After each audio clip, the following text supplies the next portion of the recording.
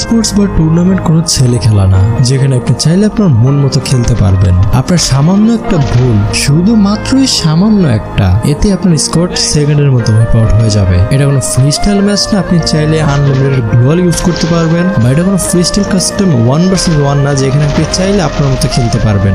Sports বলতে আমরা কি বুঝি? Hard work, dedication, patience. একটা স্পোর্টস প্লেয়ার যদি কিছু একটা অ্যাচিভ করতে চায়, সেক্ষেত্রে তার এগুলো ফেস করতে হবে।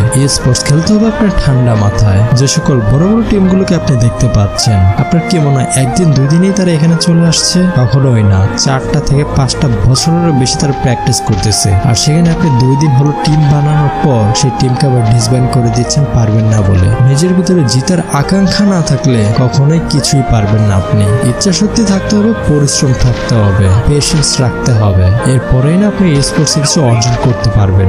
আপনার আজকের পরিশ্রম কালকের সুফল এনে দেবে। প্রত্যেকটা স্পোর্টস প্লেয়ারের স্বপ্ন, তারা কখনো না কখনো স্পোর্টসের ময়দানে একদিন হলেও খেলতে চায়। আপনিও পারবেন, শুধু ধৈর্য ধরুন, চালিয়ে যান।